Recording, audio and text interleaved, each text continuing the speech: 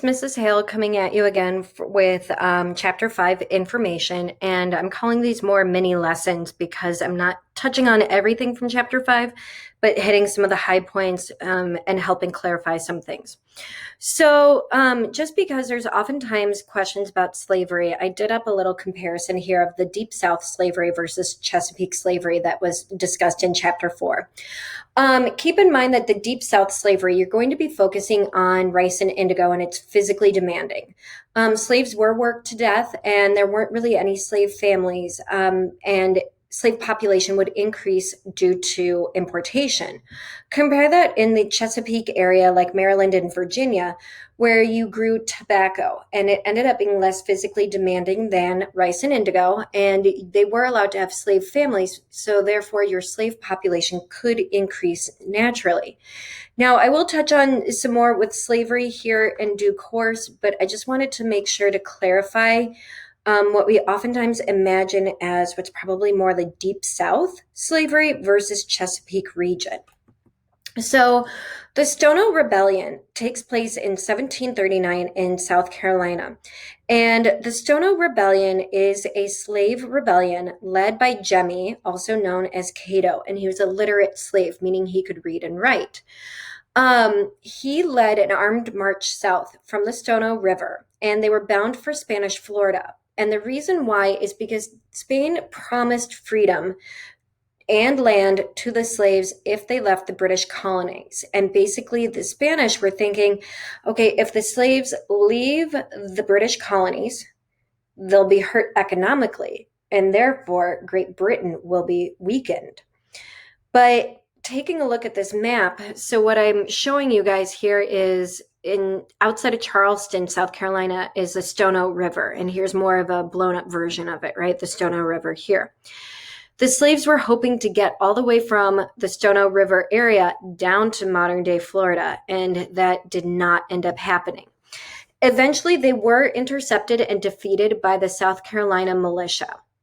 And most of the captured slaves were executed, and some were sold into hard slavery in the West Indies.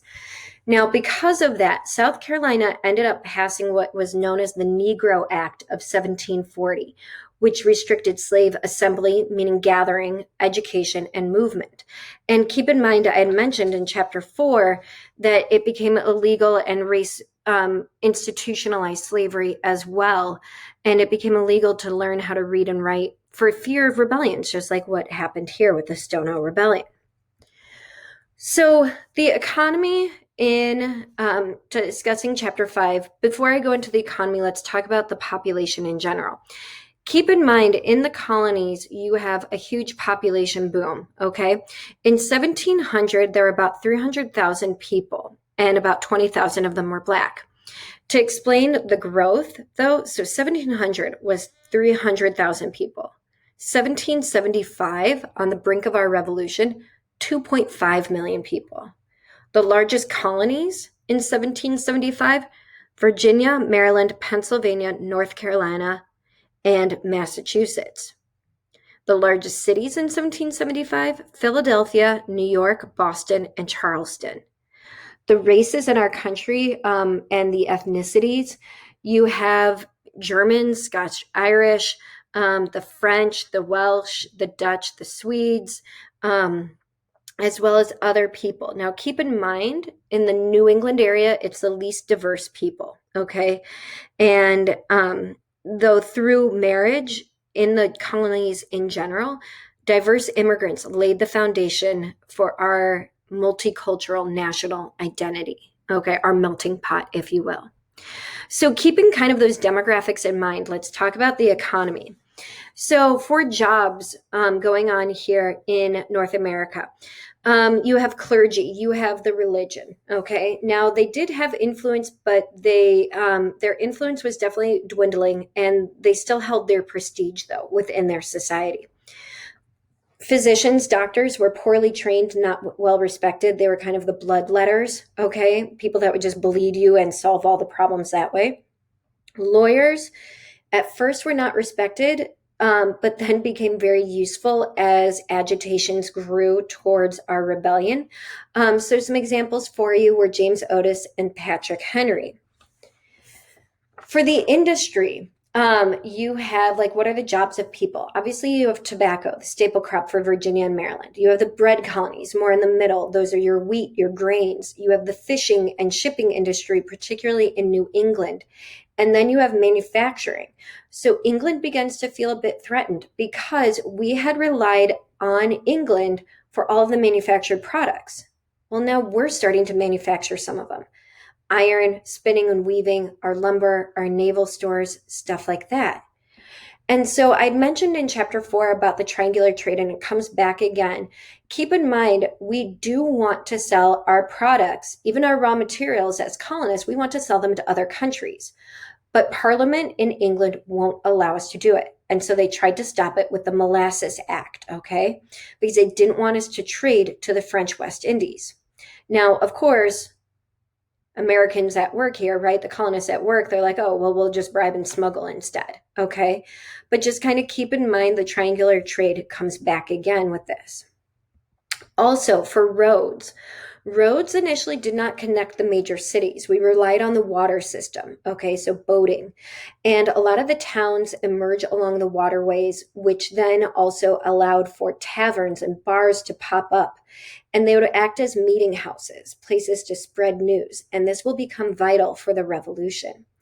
We do have a postal system that emerges, but it's slow, and we couldn't guarantee privacy, especially from the king's men. So some of the cultural achievements, as I said, I'm just hitting on mini lessons here, right? So some of the cultural achievements of this time period are going to be in architecture, painting, literature. A lot of the literature will focus on religious topics.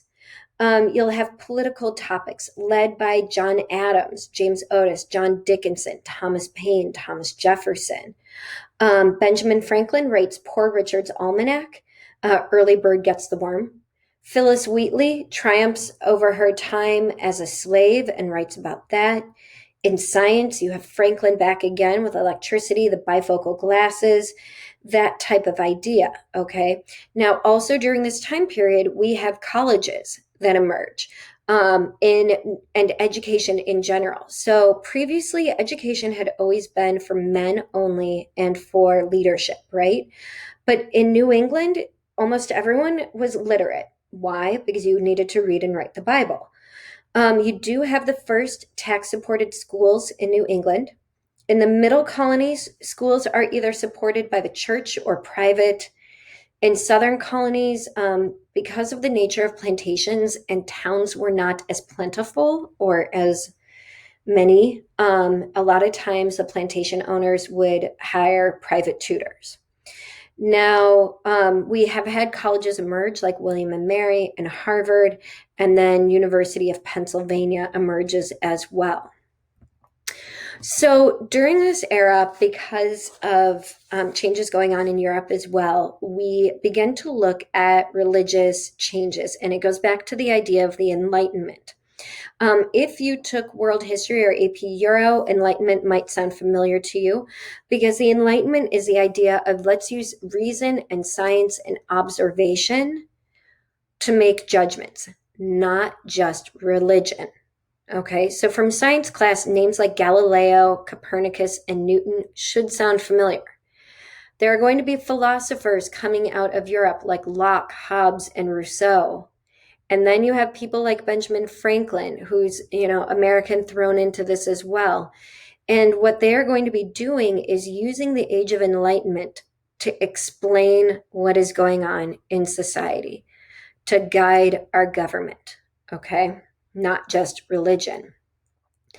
But during this time period, you have what is called the Great Awakening, like, aha, I see the light, okay? And it's in the early 1700s, and it's a religious revivalism. Keep in mind, chapter 4 talked about Salem witchcraft trials in the late 1600s and how some of it, obviously the root of it was economics, haves versus have-nots. But then also it looked at the dying off of the Puritan church and then trying to get more members with the halfway covenant, okay? Now, this religious revivalism is to turn people to God. There's not going to be the person preaching from the front pulpit. Instead, they're going to be coming to you. So some people that are big in the Great Awakening movement are going to be Jonathan Edwards, and he has his infamous speech, "Sinners in the Hands of an Angry God." And he was a reverend in Massachusetts, and he argued that God was rightfully angry with human sinfulness, that God had the right to be angry with how we had sinned. And he believed that each individual who expressed deep penitence, deep apologies, could be saved by God's grace.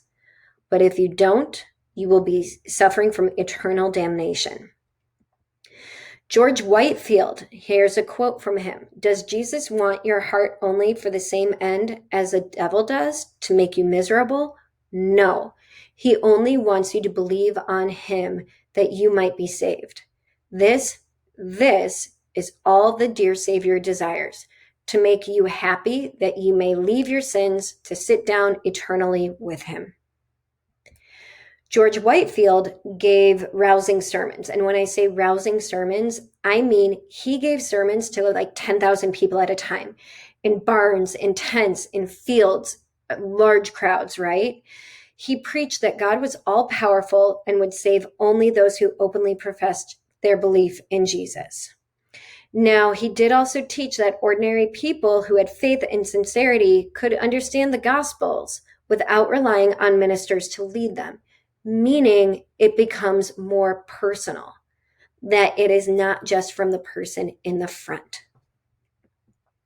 Now, to give you a bit of a comparison, okay, between the Great Awakening and the Puritans in New England, okay, you have the Great Awakening, right? The emotion, the true faith, the sincerity, the conversion, the emphasis on feeling you could be saved because of your faith alone.